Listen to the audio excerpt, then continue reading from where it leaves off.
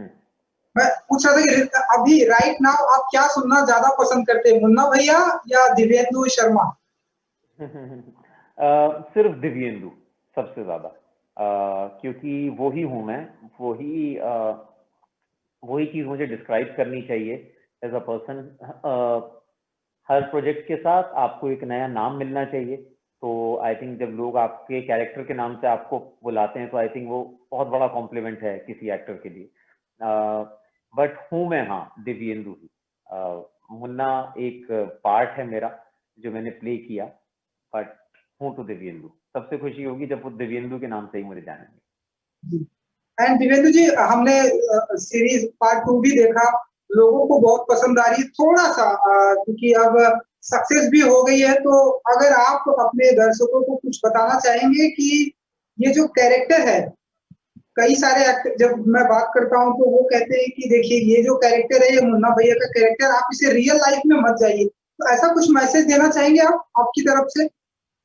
हाँ, यार, मैसेज देने की जरूरत नहीं है। मुझे लगता है कि हमारी ऑडियंसेस इतनी शार्प है और इतनी समझदार है कि उन्हें चीजें समझ आती हैं कि ये एंटरटेनमेंट के लिए एक चीज बनाई जा रही है। और अगर आप सच में एक किसी चीज से सीखेंगे, ऐसे नहीं कि जो पसंद आया वो बस ले लिया, जो पसंद नहीं आया वो नहीं लिया। अगर आप पूरा इस चीज को देखेंगे, मिर्जापुर को, तो आपको समझ आएगा कि जो लोग गन्स और वायलेंस इन चीजों का यूज करते हैं, वो उनकी जो लाइफ है वो कभी भी अच्छी नहीं बीतती है। आपको 2 सेकंड के लिए चीज बहुत पावरफुल फील करा सकती है कि आपके हाथ में गन है, लेकिन अगर आपका दिल खाली है ना, तो कुछ होने नहीं वाला है। तो बहुत जरूरी है वो भी देखना उसके साथ साथ। सो बहुत बड़ी स्टार कास्ट है। आप हैं, अली जी हैं, अली फजल जी हैं, पंकज त्रिपाठी हैं, श्वेता जी हैं, रसिका जी हैं, मतलब ऐसे मैं नाम लेते रहूं। तो आप बताइए, थोड़ा सा अगर आप बता दीजिए कि कैसा रहा इन सभी के साथ का एक्सपीरियंस एंड शूटिंग का, थोड़ा सा अगर आप कुछ शेयर कर सके, क्योंकि अब सक्सेस तो हो ही गई है। आई विश कि हमें एक बहुत ही बिग ऐसा सक्सेस पार्टी भी देखने को मिलेगी, लेकिन आप बताइए कि कैसा रहा एक्सपीरियंस शूटिंग का? बहुत ही मजेदार। जितने आपने नाम लिए सभी बहुत मंजे हुए कलाकार हैं। तो जब आप ऐसे अपने को एक्टर्स के साथ काम करते हैं तो आपका काम बेहतर बनता है। बहुत अच्छा एक माहौल होता है, हर इंसान अपने कैरेक्टर में डूबा हुआ होता है। तो मुझे तो हर एक के साथ इतना इतना मजा आया कि मतलब बता नहीं सकता मैं। बहुत मुश्किल से ऐसी स्टार कास्ट एक साथ आती है जहाँ पे आप जिस भी कोने में देखें उसी कोने में आप कहें कि क्या बात है, ये एक्टर भी क्या काम कर रहा है, और शायद इतने सारे लोग होते हैं जब वो साथ मिलके आते हैं एक ही लेवल ऑफ इंटेंशन से, उनके आर्ट और क्राफ्ट की क्वालिटी से, तो एक मिर्जापुर जैसी चीज जन्म लेती है। तो बहुत मेहनत का काम है, और उस मेहनत के लिए सही लोगों को लेना बहुत जरूरी है, कि कौन क्या काम करेगा। तो आई थिंक मेकर्स को भी इसमें बहुत बड़ा श्रेय जाता है।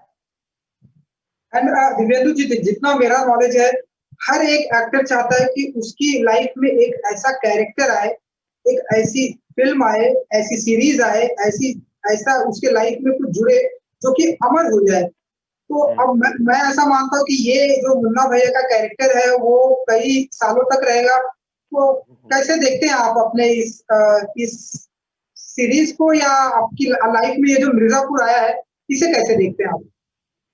यार, एक ब्लेसिंग की तरह देखता हूँ कि इतनी खूबसूरत अपॉर्चुनिटी मिली, और इतना पसंद आया लोगों को। मैंने एज एन एक्टर एक नई चीज करी, जो कि मेरे लिए बहुत जरूरी था करना। वो प्रोसेस तो मजेदार होता ही है, उसका जब रिजल्ट भी मजेदार हो जाता है तो as they call it, it's a double whammy. मतलब हर एक चीज जितनी भी आप देखें, सिर्फ सिर्फ और खुशी दी है मिर्जापुर ने हमें। एज एन एक्टर एक नई पहचान देना कि भाई दिव्येंदु ऐसा भी काम कर सकता है, अगर उसके पास लिक्विड है तो मुन्ना भी है, जैसा कि आपने कहा। तो एक वो रेंज आपको देखने को मिलती है। तो ये यही सब चीजें हैं जिनके लिए आप सालों की तपस्या करते हैं, मेहनत करते हैं, and you can be just thankful to God and to audiences के इतना प्यार देना मतलब कि आपका दिल खुशी से भर जाए, बहुत अच्छी बात। एंड दिव्येंदु जी, एक चीज आपसे जानना चाहूंगा, आप भी इस बात को जानते हैं, आपका क्या टेक होता है? आप भी मानते हैं कि जहां पर पॉजिटिविटी होती है, वहीं पर आसपास निगेटिविटी भी होती है? जब ये सीरीज आई, कुछ लोगों ने ऐसी बातें की, अरे इसमें तो बहुत सारी अब्यूज है, बहुत सारी गाली गलौज है, बंद किया जाना चाहिए, ये लोगों को दिखाया नहीं जाना चाहिए, बैन किया जाना चाहिए। ये सारी चीजें जब सुनते हैं दिव्येंदु जी, तो क्या टेक होता है आपका? अ, कुछ नहीं यार, पता चल जाता है कि जो लोग ऐसी बात कर रहे हैं ये सच्चे लोग तो नहीं हैं। ये किसी कारणवश ये चीजें बोल रहे हैं, तो आपको इंटेंशन सूंघने में आ जाती है कि ये किस वजह से हो रहा है और क्यों हो रहा है। क्योंकि मैं ये मानता हूँ कि हमारी ऑडियंसेस इतनी समझदार है कि वो जानती है उसको क्या करना है। अगर एक इंसान इस देश की सरकार चुनने में वोट डाल सकता है और उसे ले सकता है, तो क्या उसे ये नहीं पता उसे क्या देखना है, किस चीज से क्या सीखना है, क्या नहीं सीखना है? तो फिर तो शायद वोटिंग राइट्स भी नहीं होने चाहिए इंसानों के पास। वो बहुत बड़ी बात है। तो और ये जो एक हिपोक्रेसी है हमारी सोसाइटी में, जो कि ऐसे कहते हैं कि भाई किसी फलानी चीज में गालियां हैं या वो हैं, भैया पहले तो अपने को ये पूछना है कि क्या आपकी सोसाइटी में ये चीजें नहीं है क्या? ये जो फिल्म है या चीज है, ये आपकी सोसाइटी से ही निकली है ना, वहीं के लोगों ने बनाई है। और ऐसा तो है नहीं ये चीजें होती नहीं है। तो बजाय इसके कि इन चीजों से आप भागें, मुंह छुपाएं किसी बहाने को लेकर, अच्छा है इस चीज को फेस करें और देखें कि ये चीज कभी भी आपको एक सही ठिकाने पे नहीं ले जाएगी। तो लर्निंग बहुत बड़ी है।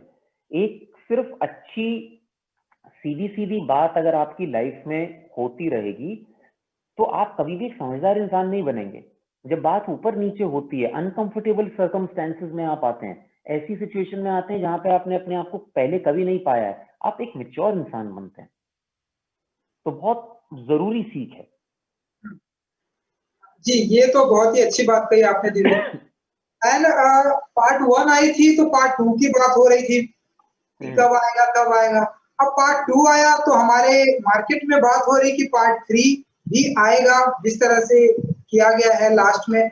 सो आप बताइए कि आप कितना मानते हैं कि पार्ट 3 आना चाहिए या कब तक आएगी या क्या कुछ है, अगर आप कुछ अपडेट दे सकें? भाई अभी तो देखिए, अपडेट ऑनेस्टली पूछा जाए तो नहीं है, क्योंकि अभी तो मतलब मिर्जापुर अभी बस चढ़ा ही है। अभी तो मतलब ऐसा है कि हफ्ता 10 दिन भी पूरे नहीं हुए। तो अभी तो मैं लोगों को कहूंगा कि आगे का मत सोचिए, अभी बस सीजन 2 का मजा लीजिए। ये मेकर्स के ऊपर है। अगर हमको लगेगा हमारे पास इस तरीके की कहानी है जो आप लोगों के सामने लानी चाहिए, क्योंकि हम कुछ अधपका और कच्चा सा भी नहीं लाना चाहते ना आपके सामने, जिस चीज से एक्सपेक्टेशंस हो। तो अगर हमको लगेगा कि हमारे पास कुछ ऐसा नया देने को है, डेफिनेटली आएंगे। जी, जी। चलिए, आई विश कि जल्दी पार्ट 3 भी आए। और मैंने बिच्छू का खेल हम्म। देखा, ट्रेलर। मतलब एक के बाद एक के बाद एक आप ऐसे हुकुम का इक्का जो आप निकाल रहे हैं, ट्रेलर मैंने देखा, ऑसम है। कुछ अगर आप बता सकें बिच्छू का। उसके लिए वैसे तो हम अलग से बात कर लेंगे, क्योंकि इट्स अ डिफरेंट प्रोजेक्ट। तो यहाँ पे बात करना शायद वो नहीं होगा, but thank you so much. हाँ, जैसा आपने कहा, बड़ा अलग और मजेदार चीज है, लेकिन बात करेंगे अलग से उसके बारे में। जी, बिल्कुल, बिल्कुल। सो अगर आप और कुछ बता सकें, अगर एक कोई ऐसा डायलॉग मिर्ज़ापुर से रिलेटेड हम्म। जाते-जाते अगर आप कुछ ऐसे बता सकें जो पार्ट 1, पार्ट 2 आपके लिए हमेशा मेमोरेबल रहेगा इस मिर्ज़ापुर के साथ में, आपकी लाइफ में। कोई भी जी। ऐसी सीन्स, अ, डायलॉग्स कुछ। वो डायलॉग होगा जब मुन्ना सीजन 1 के एंड में बोलते हैं कि बहुत तकलीफ होती है जब आप योग्य हों और लोग आपकी योग्यता को ना समझें। तो मुझे बहुत खूबसूरत लाइन ये लगती है इस कैरेक्टर की। तो डेफिनेटली हमेशा साथ रहेगी ये लाइन।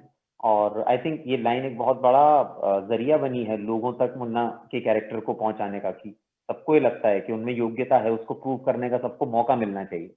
तो वो कहीं ना कहीं एक ऐसी चीज है जो सब लोगों में कॉमन है। बाकी तो मुन्ना भैया का स्वैग है ही, वो अपने अलग मस्ती में है, तो मजा तो करते ही है हमेशा। बढ़िया है। एंड इसके अलावा अगर आप बता सकें कि लॉकडाउन जस्ट ही अभी हम लॉकडाउन से बाहर निकले हैं दिव्येंदु जी, हम्म। लॉकडाउन कैसा रहा आपने? एंड लॉकडाउन के दौरान कोई ऐसी एक्टिविटीज जो आपने सीखी हो, नया सीखा आपने कुछ? हाँ, मैंने कुकिंग करना शुरू किया यार। तो मुझे बहुत मजा आया कुकिंग करने में। तो मैं बहुत एंजॉय करता हूँ उस प्रोसेस को। आई थिंक वो भी बहुत जरूरी है। बहुत मजेदार प्रोसेस है वो, फिल्म जैसा बनाने जैसा ही है कि आप सब चीजों का इंग्रेडिएंट कितना क्या होना चाहिए उसका आपको पता होना चाहिए, तभी चीज बढ़िया निकल के आएगी। तो काफी काफी सिमिलैरिटीज हैं कुकिंग में और फिल्म मेकिंग में। तो वो बहुत एंजॉय किया मैंने खाना बनाना। और एक चीज देखा हमने लॉकडाउन में, ओटीटी प्लेटफॉर्म का ग्रोथ जितना बड़ा है दिव्येंदु जी, अगर आपने नोटिस किया होगा, सिनेमा घर महाराष्ट्र में अभी भी बंद है, हालांकि देश में धीरे धीरे खुल रहे हैं। एंड ओटीटी प्लेटफॉर्म के जरिए जिस तरह से फिल्में, मैं अमेजोन की बात करूं और भी ढेरों सारे प्लेटफॉर्म में जिस तरह से फिल्में आ रही हैं, जिस तरह से मिर्जापुर आई, एंड लोग अप्रिसिएट कर रहे हैं, इस प्लेटफॉर्म को कैसे देखते हैं आप? ये जो टाइम चेंज हो रहा है अब, कैसे देखते हैं दिव्येंदु जी? मैं बहुत ही सुंदर टाइम है यार ये तो। आर्टिस्ट के लिए बहुत ही सुंदर टाइम है कि आप एक नई नई कहानियां कह सकते हैं, नई नई स्टोरीज कह सकते हैं। लोग इतना उत्साह के साथ उन्हें देख रहे हैं, इतना विश्वास दिखा रहे हैं आप पे। तो अभी तो खूब एक्सपेरिमेंट करने का टाइम है। ये टाइम है जब हमारा सिनेमा आगे बढ़ना चाहिए, क्योंकि ओटीटी के साथ आपको वीकेंड फिगर्स क्या होंगे, कौन स्टार होगा, कितने पैसे में है, कितने पैसे, ये सब चीजें हट जाती हैं। आप कम पैसे में भी एक कोने में बैठ के अपनी मनचाही चीज बना सकते हैं और उसे इंटरनेट पे, ओटीटी प्लेटफॉर्म पे डाल सकते हैं, और अगर वो बढ़िया है तो लोग उसको उसको बिल्कुल नोटिस करेंगे। तो मतलब ये बिल्कुल बूंद बूंद करके सागर भरने वाली बात है। हर एक बूंद अच्छी होनी पड़ेगी एक सागर बनने के लिए, लेकिन इसमें अच्छी बात है हर एक बूंद जो बढ़िया होगी उस पर नजर जरूर जाएगी। तो आपका अगर अच्छा काम है तो वो छुपेगा नहीं, लोगों तक बात पहुंच जाती है उसकी। तो एक आर्टिस्ट के लिए बहुत अच्छी चीज। तो चलिए, हाँ दिव्या जी, जाते जाते अपने दर्शकों को, अपने फैंस के लिए जिन्हें आपके सारे अपकमिंग प्रोजेक्ट का बहुत ही बेसब्री से इंतजार रहता है, एंड मिर्जापुर 2 के बाद तो और भी आप देख रहे होंगे सोशल मीडिया पर, क्या कहना चाहेंगे अपने फैंस के लिए आप? थैंक यू सो मच इतना स्पेशल बनाने के लिए इस लम्हे को। लॉकडाउन के चलते हुए बहुत सारी चीजें, लोग उदास भी थे, उतने खुश नहीं थे। बहुत अच्छा लगता है कि मिर्जापुर जैसी एक चीज आई और लोगों के चेहरे पे मुस्कान आई। तो ऐसा लगता है कि बहुत मजा आया, मेरी लाइफ में बहुत मजा आया उस चीज को लेके। मैं बहुत हैप्पी फील कर रहा हूँ। तो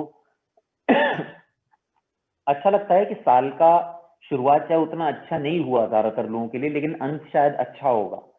यू नो तो एक ऐसी ही होप और आशा के साथ लोगों को बहुत बहुत धन्यवाद दूंगा।